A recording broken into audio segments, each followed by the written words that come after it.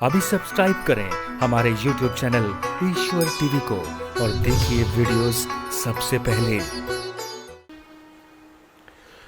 और हमारे आचार्य लोग कहते हैं कि ये गोपियां हैं ना, कोई स्त्री नहीं है। कोई ये नहीं समझे कि गोपी माने स्त्री। गौ भी सर्वई इंद्रियई कृष्ण रसम पिबती इति गोपी।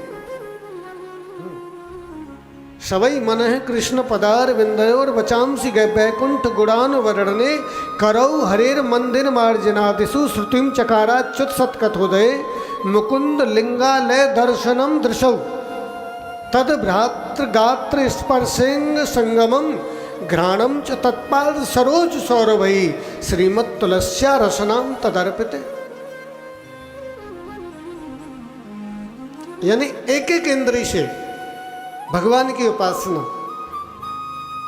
कानों से श्रवण की उपासना, नेत्रों से भगवान के दर्शन की उपासना, नासिका से भगवान के चरणों की तुलसी की गंध की उपासना और रसना से भगवान को जो अर्पण किया हुआ भगवान का भोग है उसकी उपासना और पैरों से भगवान के तीर्थों के यात्रा की उपासना और भगवान हाथों से भगवान के आंगन में भगवान के मंदिर में झाड़ू लगाने की उपासना, ये सब उपासना में आता है।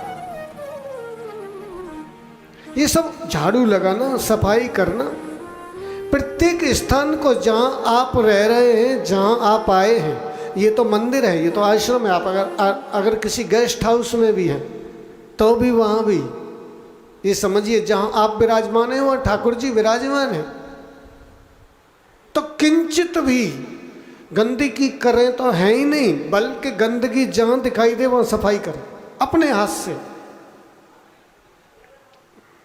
बाथरूम वगैरह को ऐसे रखें कि कोई सामने होके निकले तो गंद नहीं आ जाए। मैं नहा के निकल रहा हूं इसमें से, और अगर मैं नहा के निकल रहा हूं और इस बाथरूम से किसी को गंध आई तो ये मेरा अपराध हो जाएगा, ये किसी भक्त के चरणों में, कि मेरी वजह से उस भक्त को दुर्गंध का सामना करना पड़ा। इस चीज का ध्यान रखना है कि बाथरूम में मैं गया हूं और मेरी वजह से किसी भक्त को दुर्गंध आई तो ये पाप मेरा बन जाएगा।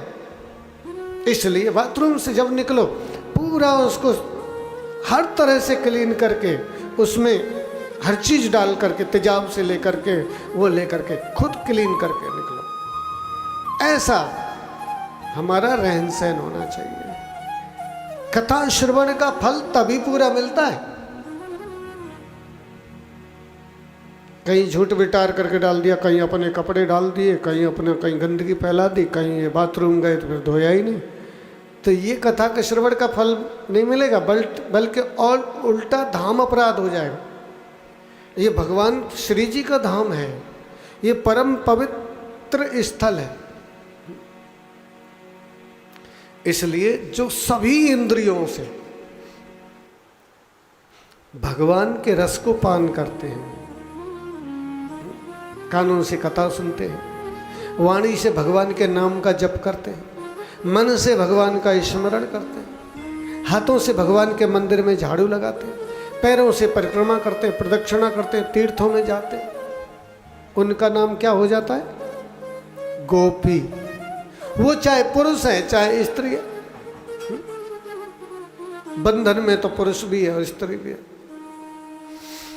तो ये कहते हैं जो वेद के मंत्र है ना,